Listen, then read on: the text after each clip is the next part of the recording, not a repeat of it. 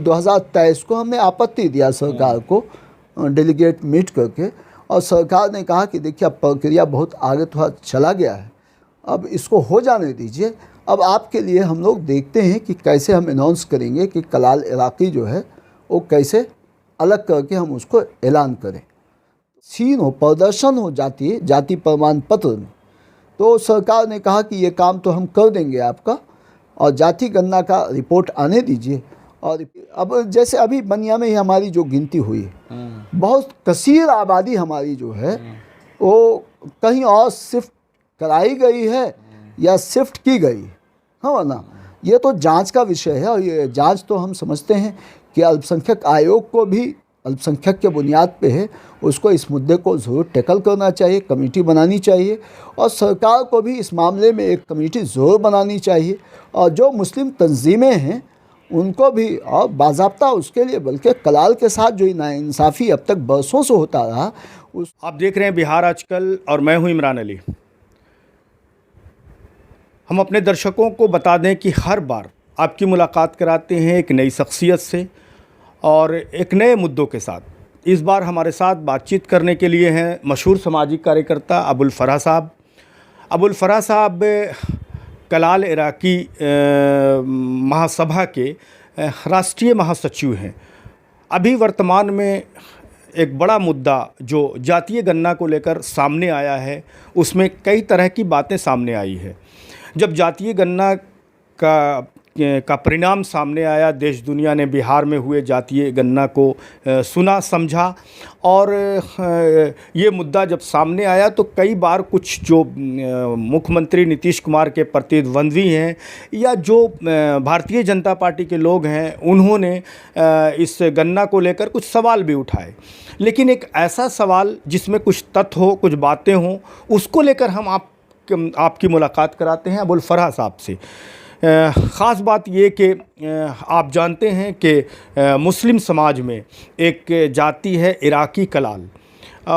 इनकी जनसंख्या लगभग 2 या 2.5% या जो भी हो, मैं इनसे जानना चाहूँगा। उसके बाद जो पूरे मुस्लिम समाज की जनसंख्या है वो लगभग 17% बिहार में आंका गया है। लेकिन अभी इराकी जाति का जो गणना था वो न कि मुस्लिम समाज में किया गया, बल्कि उसे हिंदू धर्म के बनिया समाज में कर दिया गया। और इसको लेकर एक नया बखेड़ा शुरू हो गया है, नया सवाल उभर कर सामने आया है। इसको लेकर बैठकें हो रही हैं। और जबकि अबुल फराह साहब कलाल और इराकी महासभा के राष्ट्रीय महासचिव हैं, तो जाहिर है इन मुद्दों को लेकर ये नेतृत्व भी कर रहे हैं। हम तमाम बातों को लेकर इनसे जानना चाहेंगे। अबुल फराह साहब, आपका बिहार आजकल में स्वागत है।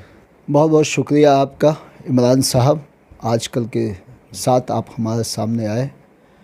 अभी बिहार में ख़ास करके ये बहुत ज्वलंत समस्या बना हुआ है कि आबादी को किस तरह डिस्ट्रीब्यूशन किया गया कि हिंदू इतने, मुसलमान इतने, और उसमें भी ख़ास बात ये रही इस बार कि कलाल जो हमारा कबीला है, जाति है, इस कलाल इराकी कबीला को जो है इसको वाज़े नहीं किया गया है, गैर वाज़े है। इसको बनिया में शामिल किया गया था लालू जी के ज़माने में, और बनिया न हिंदू है न मुसलमान है। जो लोग इस पे सवाल पैदा कर रहे हैं वो अपने आप में जो है बहुत गलत बात कह रहे हैं, चाहे वो हमारे बहुत बड़े रहनुमा हो किसी पार्टी के या फिर किसी जातीय समूह के कोई नेता हों। उनके ज़रिए बनिया समाज पे जो है इस तरह का आरोप नहीं बढ़ना चाहिए कि वो हिंदू है या मुसलमान है। हाँ, हमारी गिनती बनिया में हुई है, उसके कई कारण हैं। एक तो यह है कि क्या बनिया मतलब व्यापारी कहना चाह रहे हैं? हाँ, बनिया तो खुद उर्दू ज़बान की देन है। अच्छा, बनिया किसी सांप्रदायिक जहन की देन नहीं है। जातियों का बनना और बिगड़ना उसके काम पे रहा, जैसा कि उस वक्त पुराने जनगणना होते रहे हैं, उसमें कभी काम के आधार पे भी हुआ है, कभी ज़ात के आधार पे भी हुआ है।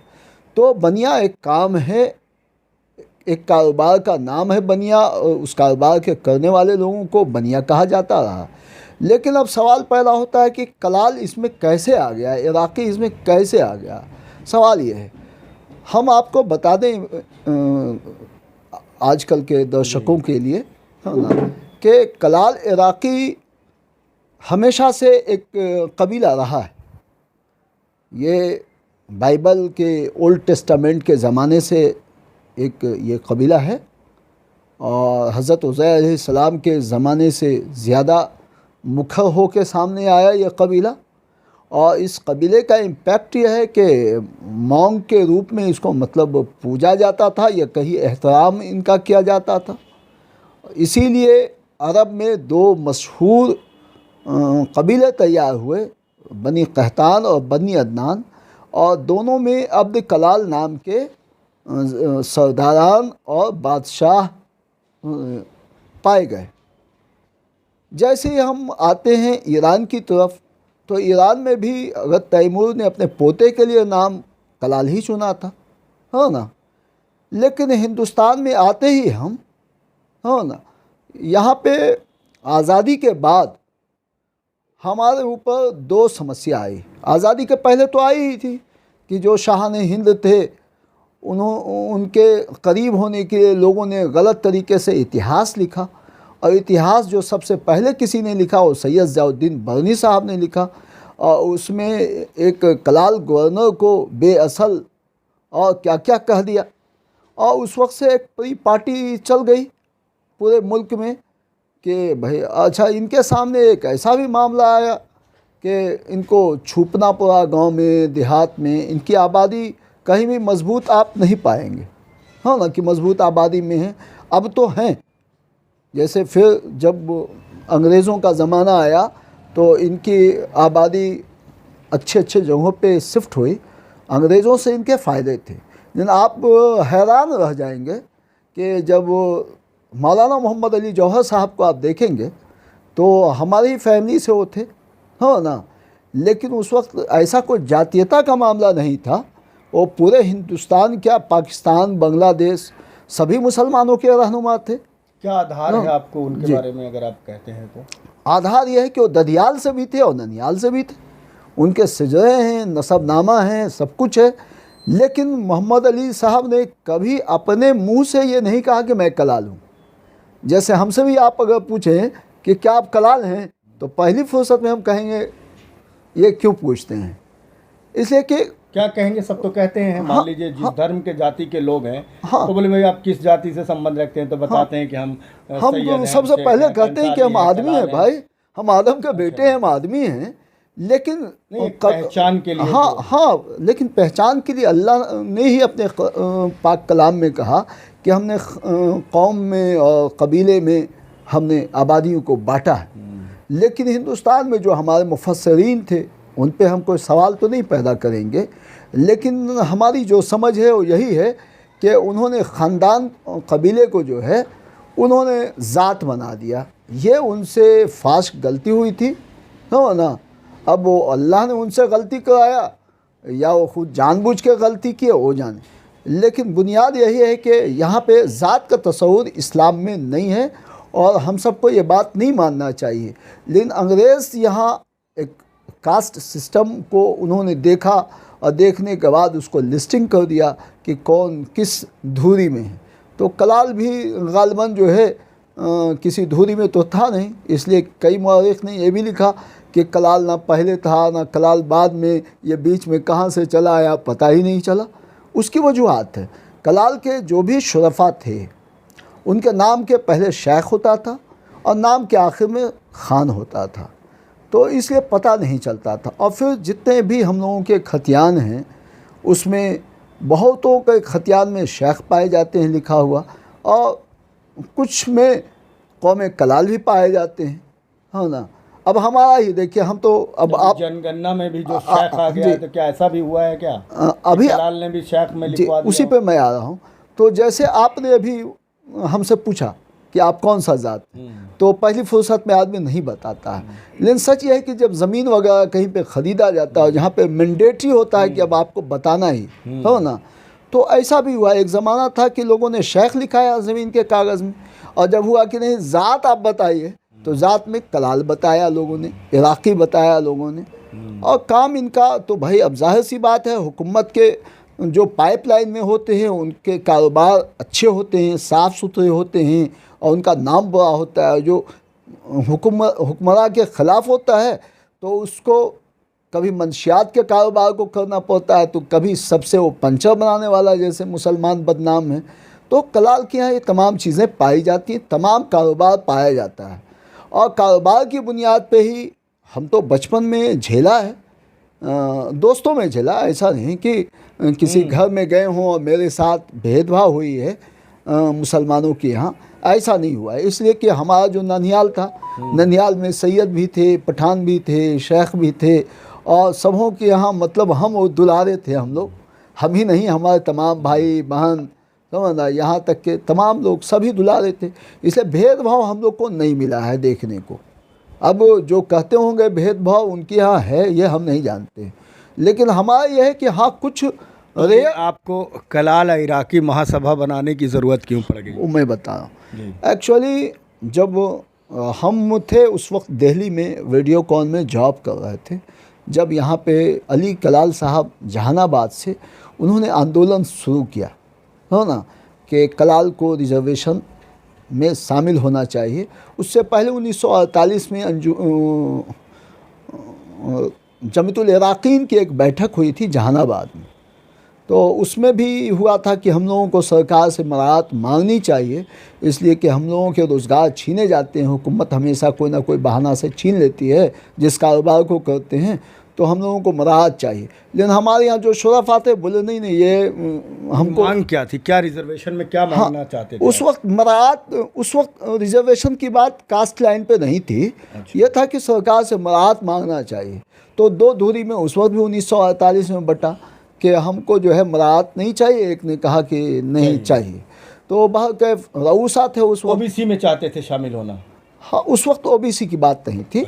हाँ, सरकार से मराहत मांगना, यानी मराहत कहते ही है उस भीख को जो सरकार देती है, हाँ ना। जैसे सादात को देखिए, बहुतों को मिल गया गांव, किसी को मिल गया कुछ, किसी को मिल गया कुछ। तो भाई जब हमारे यहाँ पर रोज़गार छीन रहे हैं, रोज़गार कोई दूसरा उसको झपट ले रहा है, मेरे पास वसाइल नहीं, तो आप मराहत का ऐलान करेंगे ना। लेकिन हमारा रऊसा इस मामले में जो है खामोश थे।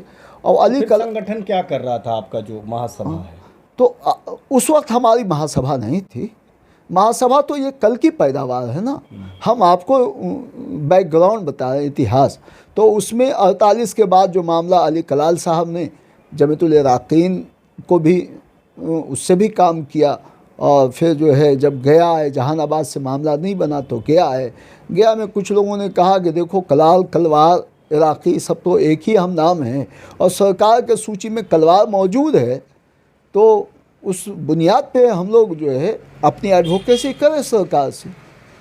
अब था कि हमारे पास इस तरह का कोई एंथ्रोपोलॉजिकल सर्वे नहीं था, हाँ ना, और ना ज़ात पात का इतना पता था कि हम कहाँ थे नहीं थे। तो उस वक्त यही बुनियाद पे हमारे जो कायद थे अली कलाल साहब, वो गए और उन्होंने सरकार से मांगा कि हमको भाई सूची में भी शामिल कीजिए और हमको आरक्षण भी दीजिए। अति पिछड़ा में उनका डिमांड था। लालू जी का ज़माना था, लालू जी रांची के इटकी कॉन्फ्रेंस में गए थे और काफ़ी अच्छा लालू जी इम्प्रेशन लेके आए थे वहाँ से। आयोग ने भी जो है इस बात को एडमिट किया कि हाँ, इनके यहाँ तो गरीबी है, बेरोज़गारी है, इनके यहाँ जो है लालू जी तो हर जात की रैली करवाते थे और सब जात को खुश करते थे। जी, तो हम हमारे जात की खुशी इसी में थी कि भाई ना हम अपर कास्ट के लिस्ट में थे, ना लोअर कास्ट के लिस्ट में थे और ना शेड्यूल कास्ट के लिस्ट में थे। मुस्लिम में तो शेड्यूल है भी नहीं। हाँ, नहीं, शेड्यूल तो था ही। अच्छा, शेड्यूल था, लेकिन ये जो है एक ऑर्डिनेंस के ज़रिए इसको रोक दिया गया। और फिर ट्राइबल तो आज भी है मुसलमानों में। और कलाल वो बिरादरी इराक़ी, कलाल इराक़ी वो बिरादरी है कि जिसका 7,000-8,000 साल पुराना जिसकी तारीख़ हो, तो उसको ट्राइबल सरकार को मान लेना चाहिए, हाँ ना।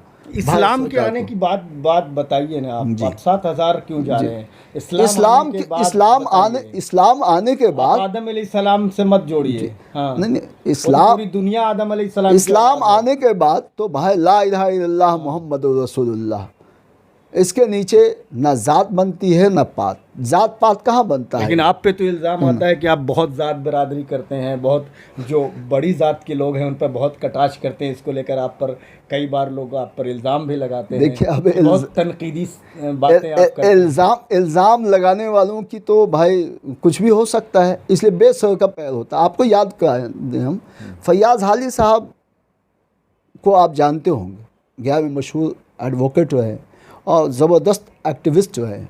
तो हम लोग उनके साथ मिलकर के, और गालबन आप भी होंगे इमरान साहब, हमको याद नहीं आ रहा सही सही, तो एक मुस्लिम अधिकार मोर्चा मैम के तहत जो ना हम लोगों ने एक प्रोग्राम ऑर्गेनाइज़ किया था कि मुस्लिम औरतों को, इसलिए कि वाजपेयी जी ओमेन बिल ला रहे थे, तो हम लोगों ने यहाँ मार्च कॉल किया था कि हम लोगों को शामिल कर दिया जाए, मुस्लिम औरतों को भी आरक्षण दिया जाए, और जो मुस्लिम दलित हमारे छूटे हुए 341 और 342 को सुधार दिया जाए, है ना।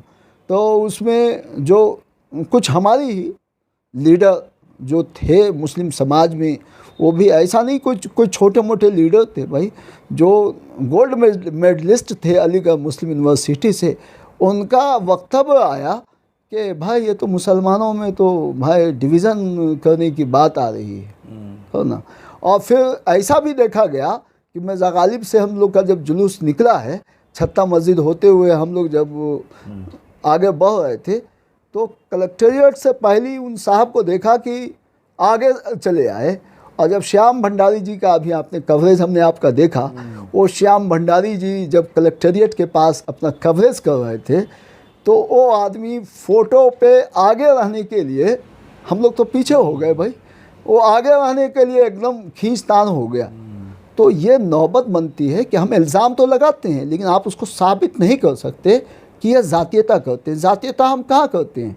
अगर हमने ये कहा हो कि हाँ हमको कलाल के जाति के हैं, तो इसलिए हमको आप टिकट दे दीजिए, आप हमको इतनी सीट दे दीजिए, ये कहीं तो हमने नहीं कहा। चलिए हाँ, सर, हम सवाल पे आते हैं। जी जो सवाल से हमने आगाज़ किया था, आप वहाँ पे नहीं पहुँचे।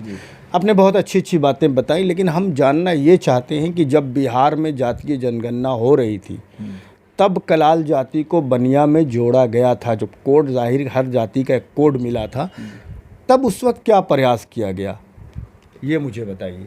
देखिए, जो जाति गणना की शुरुआत हुई तो 2 चरणों में सरकार ने करना पसंद किया।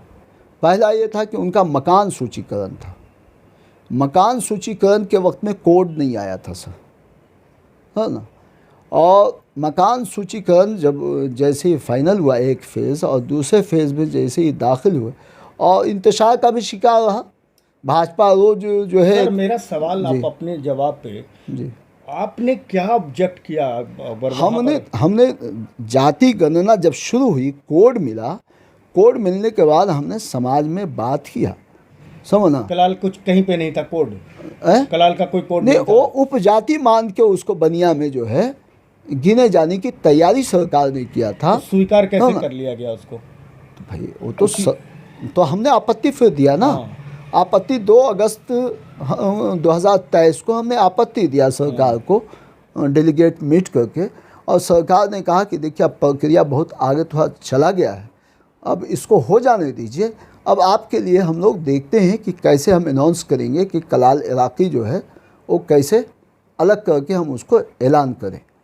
तो जब अभी रिपोर्ट आई है तो अलग हमने नहीं देखा है कि वो अलग नहीं आई। दूसरी समस्या हमारी ये भी थी उस वक्त, जो उसमें हम 2 अगस्त को अपनी बात जो कहा था कि जाति आधारित जो प्रमाण पत्र जारी होता है, तो उसमें एनआईसी के पोर्टल पे सभी कास्ट सीन नहीं होता है, सिर्फ बनिया दिखता है, 1-2 जात दिख गया ब्रैकेट में तो दिख गया, और कलाल इलाकी के लोगों को ये समस्या होती थी कि सामने दिखता नहीं था। तो जाति प्रमाण पत्र की ज़रूरत जब पड़ेगी तब क्या करेंगे? जाति पर उसी के लिए तो हम 2 अगस्त को 2 मुद्दों पे मिले। एक तो जाति गणना में हमारी गिनती अलग हो, और दूसरा ये है कि एनआईसी के पोर्टल को सुधारा जाए, है ना, कि हमारा जो है सीन हो, प्रदर्शन हो जाति प्रमाण पत्र में। तो सरकार ने कहा कि ये काम तो हम कर देंगे आपका, और जाति गणना का रिपोर्ट आने दीजिए, और रिपोर्ट जब ऑफलाइन में जो आ रहा है उसमें हम देखेंगे उपजातियों को सरकार जो है हम लोगों को कहती है कि उपजातियों की भी गिनती बताया जाए, तो बता देंगे। अभी किस तरह की बैठकें हो रही हैं आपको? अभी जो कई बैठकों का दौर चल रहा है, तो समाज जैसे इतना राजनीतिक बवंडर खड़ा हुआ है जाति गणना आने के बाद, तो मेरा समाज उससे कैसे अछूता रह सकता था, है ना। उसको भी लगा कि भाई मेरे नाम नहीं आए हैं, सबका नाम आ गया है, एक एक जात आ गया। 2005 वाली जातियां भी आ गई। तो हम तो एक बड़ी तादाद रखते थे, 30 लाख 25 लाख 35 लाख आबादी रखने वाले लोग थे, और हमारा क्यों नहीं आया? भी नहीं। हाँ, तो ऊहापो ये हुआ। अब ऊहापो में हमारे समाज में थोड़ा कनेक्टिविटी का भी अभाव रहा है। हमारे यहाँ ऐसा नहीं कि एलिट तबका नहीं है, एलिट तबका हमारा यूनाइट नहीं रहता है ना। और जब यूनाइट हो जाएगा जिस दिन, तो समझिए कि सरकार जो है उसको नज़रअंदाज नहीं कर पाएगी। अभी वो यूनाइट हो रहा है, उसको अपनी समस्या का पता अब आहिस्ते आहिस्ते चल रहा है ना, कि हमारी ये भी समस्या है, ये भी समस्या है, ये भी समस्या है। और जब ऐसे मुद्दे आते हैं तभी समाज यूनाइट होता है, वरना उसको क्या करा जाए, सब अपने कमाने खाने में लगा हुआ है। कलाल ऐसे में कमाने खाने में लगा हुआ है। कितना कदम बढ़ाया है आपने इस मामले को लेकर? इस मामले में देखिए, हम तो इंतज़ार की मुद्रा में हैं, लेकिन मेरा समाज इंतज़ार की मुद्रा में नहीं है, इसलिए वो हर जगह बैठकें कर रहा है, छोटे छोटे गिरोह में और बड़े गिरोह की बन करके जो है आंदोलन, धरना, प्रदर्शन, और अपनी आवाज़ जिन रास्तों से, कोर्ट कचहरी, वो तमाम रास्तों की तरफ ये कदम बढ़ाएगा। दूसरा, इस काम के लिए भी कदम बढ़ाएगा कि जो इसकी असली पहचान है वो जल्दी से जल्दी सामने। ये तो एक कलाल जाति की समस्या नहीं है, इराक की या कलाल जात के जो लोग हैं उनकी समस्या नहीं है, बल्कि ये मुस्लिम समाज की भी समस्या है, उसका एक हिस्सा है, पार्ट है। जाहिर है कि जब कलाल जाति का नाम ही अगर गन्ना में नहीं है, तो मुस्लिम्स का जो परसेंटेज है वो भी वैरी कर रहा है। ऐसे में जो मुस्लिम्स के दूसरे नेता हैं, दूसरी जाति के नेता हैं, सभी जातियों में नेता हैं, तो इस मुद्दे को लेकर उनका क्या रवैया, उनको क्या लगता है कि इसमें सुधार होना चाहिए, इससे जो पूरी मुस्लिम जाति है उसका भी परसेंटेज वैरी करेगा, तो वो क्या कर रहे हैं? देखिए, उनके सामने दुकानदारी का मुद्दा था कि हमारी इतनी आबादी है और हमको आप इतनी टिकट दे दीजिए, और टिकट का मामला आपको बता दें, अल्लाह उनको जन्नत नसीब करे, ज़िंदा हैं या मर गए हम ना जानते हैं, फैयाज़ भागलपुरी साहब। सन 2005 की बात थी। हमने कहा कि भाई आप टिकट के दावेदार हैं, तो चलिए नीतीश जी को हम लोग कहें कि इजमाली तौर पे मुसलमानों को इतना टिकट दे देना चाहिए, और सख्ती के साथ टिकट किसको मिले ना मिले। तो फैयाज़ साहब ने कहा कि हमको अपनी भी तो चिंता है कि हमको मिलेगा या नहीं मिलेगा। तो हम बोले मुसलमान में अपने को फिट हम लोग नहीं कीजिए, मुसलमान मुसलमान है। यही वजह है कि हमारा ये जो धार है ना, ये कमज़ोर होता है। हम मुसलमान की बात तो करते हैं, रस्मन करते हैं, ख़ास ये है कि हम वहाँ हैं या नहीं ये बात करते हैं। तो आज यहाँ पे जो पसमानदा समाज है मुसलमानों में, वो आज से पहले भी यही कहता है कि भैया हमारा हिस्सा कहाँ है, हमारा हिस्सा कहाँ है, अगर मुसलमान की बात है। चलिए, कलाल के मुद्दे पे अख्तरुल ईमान साहब का भी शुक्रिया अदा करते हैं, हमारे शरिया का भी शुक्रिया अदा करते हैं, और जिन लोगों ने भी आवाज़ लगाया है कि कलाल के जायज़ हुकूक मिल जाने चाहिए, उनकी गिनती के एदाद व शुमार बता देना चाहिए। भी बड़े बड़े नेता रहे हैं, गुलाम सरवर साहब रहे हैं, एजाज अली साहब रहे हैं, उनके बाद के दिनों में भी कई बड़े नेता रहे हैं, अभी भी गुलाम रसूल बलिया भी हैं, कई लोग हैं। तो ऐसा तो नहीं है कि लीडरशिप उनको नहीं उनके वो लीडरशिप तो थी गुलाम सरवर साहब की। गुलाम सरवर साहब ने हिस्सेदारी की बात किया भी था, और हिस्सेदारी उस ज़माने में मिलता भी था। आप उसका अगर अक्स देखेंगे तो लालू जी का जब कैबिनेट होता था तो उसमें भी देखते थे, ठीक है हमारी संख्या कम होती थी, लेकिन समाज का लगभग सभी तबका कलाल के अलावे होता था। कलाल नहीं होता था लालू जी के ज़माने में, लेकिन सभी तबका होता था। नीतीश जी के ज़माने में एक रविश चली कि मुसलमान को हम एक को रखेंगे मंत्रिमंडल में, दो को रखेंगे मंत्रिमंडल में, और नीतीश जी अब तक वो काम करते आ रहे हैं। जबकि हम आपको बता दें कि नीतीश जी 2005 में ही जब चुनाव का कैंपेन कर रहे थे तो नीतीश जी बाराचट्टी के मैदान में मुझसे वादा किए थे कि मेरी नाराज़गी थी पार्टी से उस वक्त, हम उस वक्त उसी पार्टी में थे, आज तो किसी पार्टी में नहीं, लेकिन उस वक्त हमारी नाराज़गी थी पार्टी से हिस्सेदारी के मुद्दे पे, तो हम कैंपेन नहीं चला रहे थे। तो माननीय जीतन मांझी जी ने हमसे कहा कि भाई हम हैं ना, हम आपके एडवोकेसी करेंगे, समझ। तो जगन्नाथ मिश्रा जी के सामने मांझी जी ने कहा ये बात नीतीश कुमार को कि देखिए ये बहुत नाराज़ थे, बहुत मुश्किल से इनको मना करके हम जो है कैंपेनिंग चालू करवाया है। तो बोले कि देखिए सत्ता में आने दीजिए, हम हिस्सेदारी देंगे। लेकिन बाद में जीतन मांझी जी केस मुकदमा में फंस गए और वो मेरी पैरवी एडवोकेसी का जो वादा था वो नहीं कर पाए। और जब हमने उनसे कहा भी तो उन्होंने कहा कि देखिए अभी हम नीतीश जी के यहाँ नहीं जाएंगे, मेरा तो खुद केस खुला हुआ है। तो हालांकि वो मुझको जातीय गन्ना को लेकर आगे क्या स्ट्रेटजी होगी, क्या आपकी कोशिश होगी इस पर? हमारी अगला कदम क्या हमारी कोशिश, फाइनल कदम क्या होगा? नहीं, फाइनल कदम हमारा यही है कि जाति गन्ना की जो भी रिपोर्ट आई है उसको हमें अभी अपने अंतर मन से कबूल कर लेना चाहिए, और उसमें जो कमियां रही हैं, हाँ ना, उस पर हम लोगों को इक़दाम ज़रूर करना चाहिए, और इक़दाम सेहतमंद करना चाहिए। ये नहीं कि हमको आवेश में आना चाहिए, इसलिए कि एक तरफ संघ, एक तरफ भाजपा देश का माहौल किस तरह ख़राब कर रही है और हम उनको ग़िज़ा दें, ये नहीं होना चाहिए। अभी बचते हुए सारा काम करना चाहिए। हमारी जो समझ, हाँ, जो हमारे मुतालबे हैं वो हक़ हैं, जायज़ हैं, वो हमको रखना है, हर स्तर पे रखना है। लेकिन नीतीश कुमार के नियत पे हमको शक करने का इख्तियार नहीं है, इसलिए कि हमने भी वो काम नहीं किया जो मुझको करना चाहिए था। सच ये, हम संगठित नहीं हैं, आज के दिन में भी हम संगठित नहीं हैं, और असंगठित समाज को कोई पूछता नहीं है। सच बात यही है। और अल्लामा इकबाल ने तो साफ साफ कहा है कि यहाँ तो गिने जाते हैं जमहूरियत में, एक तरफा तमाशा है, यहाँ बंदों को तौला नहीं गिना जाता। तो हम गिनती जब अपनी सही नहीं करा पाएंगे तो वाकई, अब जैसे अभी बनिया में ही हमारी जो गिनती हुई है, बहुत कसीर आबादी हमारी जो है वो कहीं और शिफ्ट कराई गई है या शिफ्ट की गई, हाँ ना। ये तो जांच का विषय है, और ये जांच तो हम समझते हैं कि अल्पसंख्यक आयोग को भी अल्पसंख्यक के बुनियाद पे है, उसको इस मुद्दे को ज़रूर टैकल करना चाहिए, कमेटी बनानी चाहिए, और सरकार को भी इस मामले में एक कमेटी ज़रूर बनानी चाहिए। और जो मुस्लिम तंजीमें हैं उनको भी, और बाज़ाब्ता उसके लिए, बल्कि कलाल के साथ जो नाइंसाफ़ी अब तक बरसों से होता रहा, उसका सोशियो इकोनॉमिक पर्सपेक्टिव का भी आकलन करना चाहिए, और पॉलिटिकल भी करना चाहिए कि कलाल इराक़ी ही लुप्त प्राणी क्यों था जबकि इतनी बड़ी आबादी थी।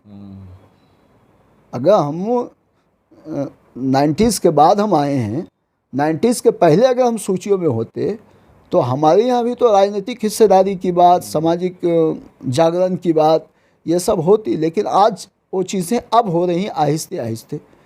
और जाहिर सी बात है, जो समाज जागता है तो उसके अंदर विवाद भी बहुत होता है, लोग उस विवाद से भी बहुत लुत्फ उठाते हैं। सर, आप राष्ट्रीय अध्यक्ष हैं कलाल महासभा के? नहीं, महासचिव अभी हैं जी। अभी तो राष्ट्रीय महासचिव हैं, क्या कहना चाहेंगे जो युवा हैं कलाल बिरादरी में, जो सक्रिय लोग हैं, एक्टिव हैं, उनको क्या संदेश देंगे? एक सूत्र, आप संगठित होएं और आपस में दलील के बुनियाद पे बहस करें और बगैर दलील बहस ना करें, यही कहेंगे। बहुत शुक्रिया हमसे बात करने के लिए। जज़ाकल्लाह। तो बात कर रहे थे हमारे साथ इराकी कलाल महासभा के राष्ट्रीय महासचिव अबुल फराज साहब, जो कि सामाजिक कार्यकर्ता हैं, और आप जैसा जानते हैं कि हाल के दिनों में जो बिहार की रिपोर्ट आई है जातीय गणना को लेकर, उसमें जो त्रुटि है कि कलाल इराकी समाज के लोगों को बनिया में जोड़ दिया गया है, और उसको लेकर एक ऊहापोह की स्थिति है। बैठकें हो रही हैं, सरकार से बातें भी की जा रही हैं, डेलीगेट भी मिल रहे हैं। आगे क्या होता है ये देखने वाली बात होगी, लोगों को इसका इंतज़ार रहेगा कि इस मामले को लेकर सरकार क्या फ़ैसला लेती है। हमसे जुड़ने के लिए बहुत बहुत शुक्रिया।